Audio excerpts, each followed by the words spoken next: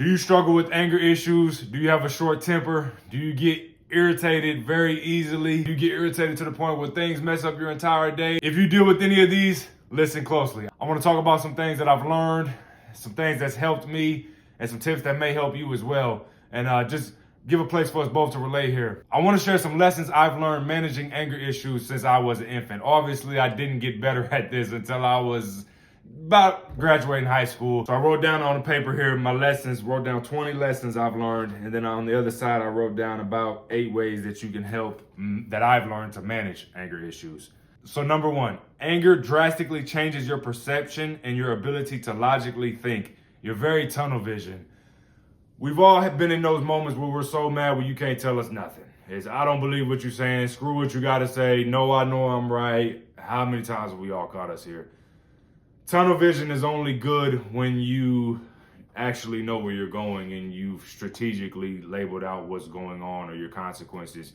When you're angry and have tunnel vision, that leaves room for damage. Number 2, rushed and angry, limited tunnel vision can force you to run into a wall. You ever heard the saying, a hard head make a soft ass?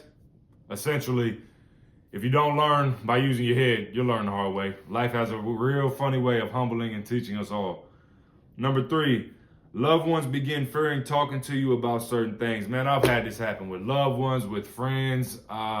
Whether they intentionally do it or whether I've intentionally do it is hard to say, but just them knowing how I respond, I've definitely had people not want to talk about things or put things off, and then it forces build up or just a change in the energy shift. Like when you get to talking to them, you can tell that they're like hesitant to really talk about it because they're afraid of your reaction. Or again, I'm talking to myself here, my reaction. I'm talking to you guys, but I'm talking from a place of experience.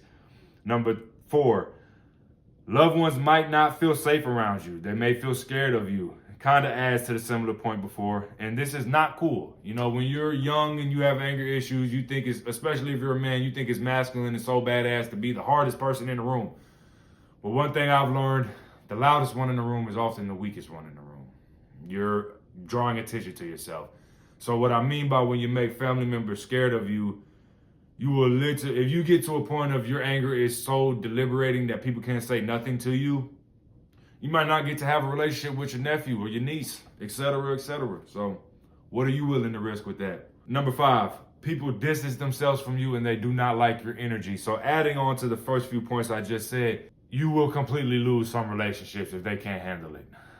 Some people shut down when you yell at them. Number 6, 90% of the time, your thoughts are irrational, meaning you're worked up, you're focusing on one point of view, you took something and you spun it, you took something and you focused on that, but you didn't really get the full story. That's something I'm working on right now with some help, is going through my logical versus irrational, going through my rational versus irrational thoughts. Dang, get it out. Number 7, anger is a complete waste of energy, bro. Yeah. Man, I can't tell you how many times I just sat mad about something and completely wasted a couple hours out of my day, or I didn't do what I said I was gonna do. It's a waste of energy, bro. And just look at you, reflect on your day, reflect the next time you get mad and ask yourself, how did I just waste my time and my energy? And when you have the ability to look where you're messing up, you might feel a little stupid because I waste my time all the time and energy by trying to be mad. It's not worth it.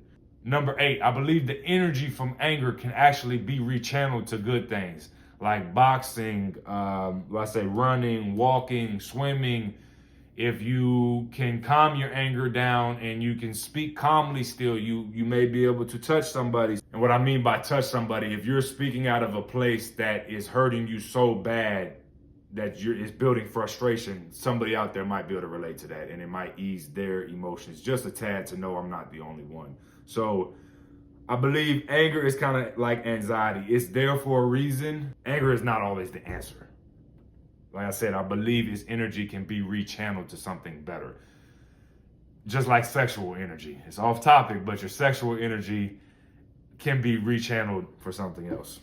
Number 9, this one's kind of scary. Anger can motivate you so easily, whether good or bad. Many crimes that happen in the world happen because somebody's drunk, they were in pain, they were influenced by something else, or they were searching for love. So like Anger can really motivate you so easily because it takes over you to do some really dumb things, or it can motivate you so easily to where it can push you to change. Do you guys want to hear my full injury story? Because it's more than just this back injury. I think I'm gonna share it one day.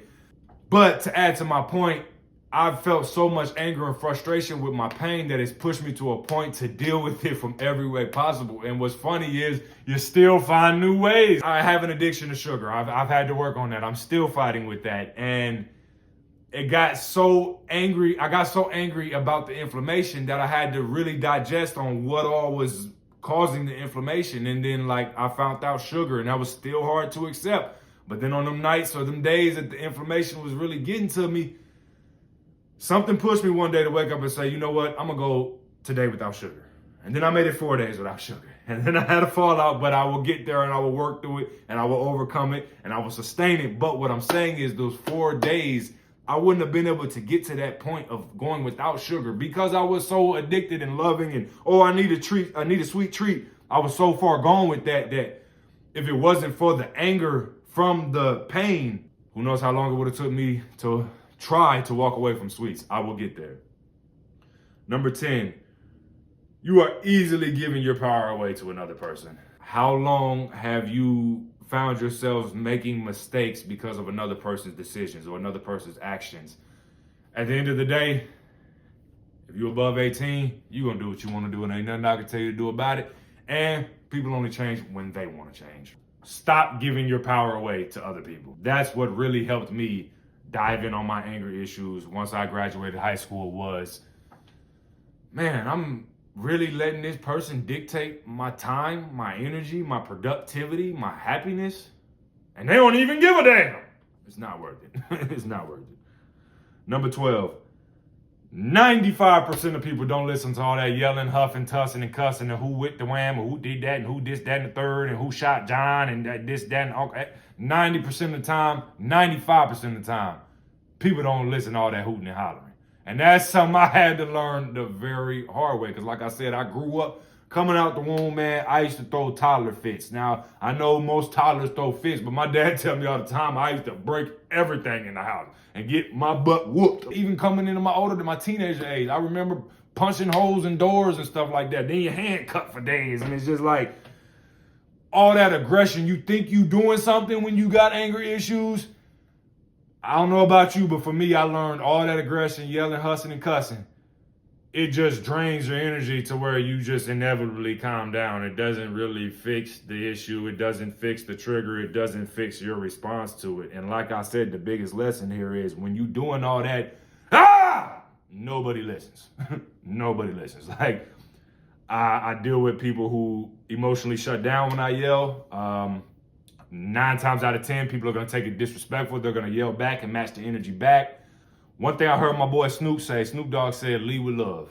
And I've been practicing that a lot more. And when it comes to people that you love and care for, it's seeming to work a lot better for me. Lead with love. When you're doing all that yelling, they're missing the point that you're trying to get across. They're just focused on the disrespectful thing you said that made them feel attacked. They usually always feel attacked. So you finna yell and huss and cuss around and do 30 minutes of laps to get you nowhere.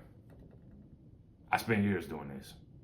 Do you really want to continue it? Trey, do you really want to continue it? No, I don't. Don't give them that power. Calm your voice, outsmart them, talk calmly, force them to listen, and let it be a conversation. But this is where it takes work outside of just that moment on your anger issues. Number 13, anger issues force you to hold a lot of grudges, boy, and it seems like the anger issues make it harder to let go of the grudges. Because you're looking for any sort of justification for what you're feeling when you're that mad and worked up. You often don't see the big picture, or for me, like I would get to a point where if somebody continues to disrespect me and I've tried to act on it, talk on it, yell on it, whatever it went to, and the disrespect continues, that grudge also continues. But then after time, it's like, is it worth it? You have that awkward period where they don't talk to you. They're not trying to fix anything. They're not owning up to their stuff. They don't want to hear your point of view. So it's like you're both holding a grudge for no reason when it either could have been fixed or the relationship is over. whatever kind of relationship that is. So, yeah, holding grudges from anger issues is huge, and it just builds stress in your heart, and it builds trauma. And I bring up the let them theory again. You got to let them and let you choose different. Number 14, anger goes hand in hand with pride, and pride holds you back. Anger holds you back. I can't tell you how many times I've let my anger and my pride hold me back from asking for help or asking for advice. Or I'm not gonna get into pride. We both know how pride can destroy you. Maybe I'll make another video about that. If you know how pride can destroy you, understand anger and pride go hand in hand. Your pride is usually triggered or affected, which then forces you to respond in an angry way. And when those two go together, you just can't really see 20 feet in front of you. Drop the anger, drop the pride. Of course, all of this is easier said than done, but this comes down to your standards, your wants, your happiness. What do you want to allow people to hold over you? What energy do you want to continue to waste? When I say that out loud, it sounds dumb as hell. I don't want to waste no energy on the wrong things. Number 15, anger makes you stubborn and blocking your own blessings. So essentially just said the same thing there, that you get prideful. And when you block your own blessings because of anger, you're going to spend years going in a loop to wake up and realize, damn, I could have did that differently. So the biggest advice I can give you on number 15 would just be take a step away and realize, where are you being stubborn? Number 16, you will end up looking at yourself like, damn, I overreacted, or I'm feeling crazy, or I'm feeling bipolar, or why did I act this way with that person and a similar situation happened here and I just was cool about it. Anger will force you to take a deep dive at yourself and how you're feeling. As long as you're willing to not let the anger win and to dissect your actual emotions. If you have anger issues for so many years, this is something I really struggle with. You lead with anger. Like you go looking, you focus on problems. If you feel you have to lead with anger, the hard, powerful thing to realize, what really attacks your character, is understanding if you got angry, you either did something about it or you feel something about it that you haven't addressed, or that is not, you're not being real with yourself about. Leading with anger only causes more problems. Dissect it. Number 18, when you get fixated on all that yelling and hooting and hollering, you actually may lose the point of what you're trying to fix or accomplish. That happens often. Like, you get so stuck on trying to prove something, or so stuck on just trying to be heard and yell and hooting and hollering, that like 30 minutes may go by and again, there's still no understanding, or you might even completely forget your point that you were trying to say. That's how blocking anger can be. Anger can completely take over your body, your stress, and your emotional reaction in every state. Number 19, once you get a form of self-discipline or self-reflection, anger will force you to battle yourself in many ways. Good Lord, fix it, Jesus. I can't tell you how many times I've been here since I gained the want to work on my anger.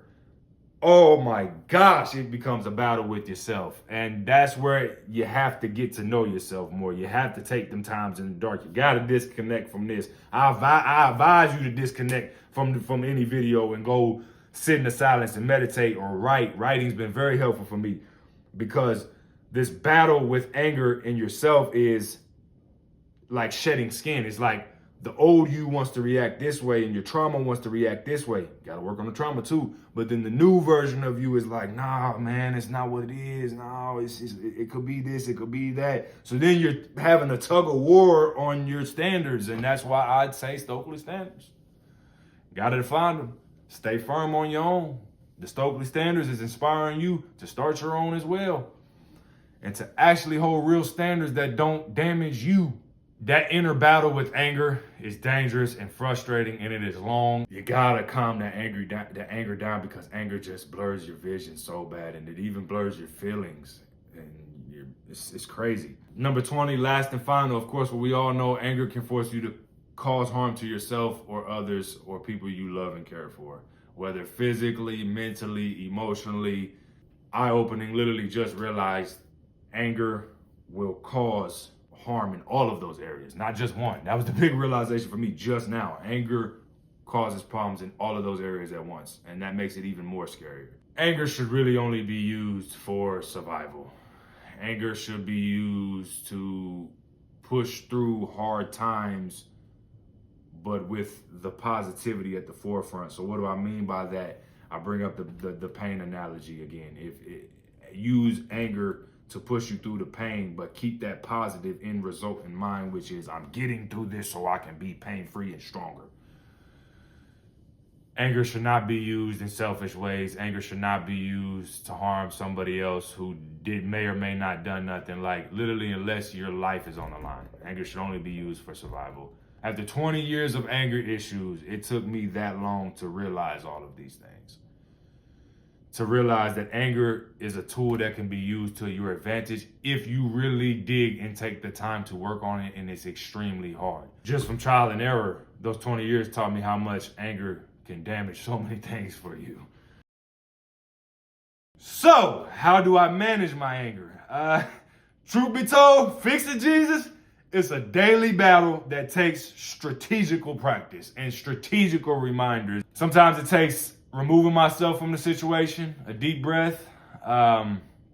Sometimes it takes me all day. Sometimes I need an explanation. Sometimes I don't care for an explanation. Sometimes I got to filter through my rational versus irrational thoughts. And I use that term so strong because it's something very new that somebody pointed out to me was, Trey, your thoughts you having ain't even rational, bro.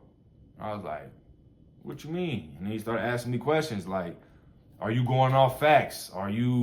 Is it harming your life right now? And I was just like, damn. Maybe I'm having more irrational thoughts than I thought.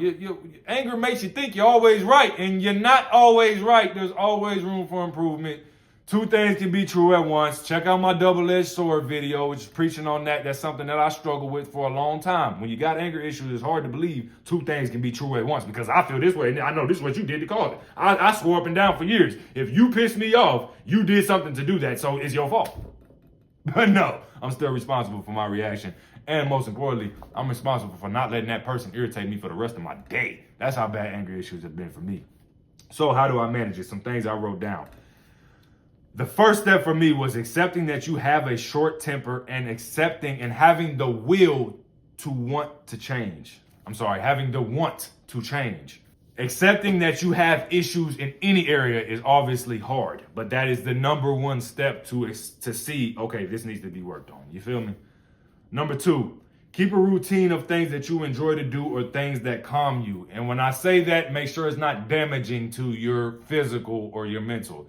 For me, it's really nature. Nature, old school music, jazz. I'm learning the power of breath.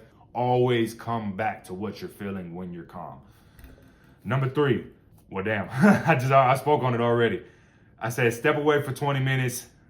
Take deep breaths, listen to music, do something to take your mind off of it in the moment. That's literally what I just said without even reading this. This space allows me to think more clearly, you as well, and to calm down. It's so important to just change your thoughts for a slight second. Take that 5-second pause or that minute pause and just try to change your thoughts. When you open room for that, that's a start to calming down in the moment. Number four, take the time to dissect what you're feeling and reacting to. Anger is usually a byproduct of another feeling. Once you can dissect what you're feeling and you do that more and more and more, it'll help you realize what your triggers are and help you not to react to that way going forward. But what I want to emphasize in all of this is if you have had anger issues for most of your life, if you know you have anger issues, you probably had it more than a year. What I said before and what I'm saying on managing it, all of that takes years of practice. And I heard a quote not too long ago, when you pray for patience, do you think you're just going to wake up with patience? When you pray for a healed body, do you think you're just going to wake up with a healed body? No, you're going to get tests. The universe, God, whatever you call it, tests you and gives you the chance to practice it. Did you get that? That was hard for me. It took me, when I first heard it, I had to dissect it. I had to listen to it a few times.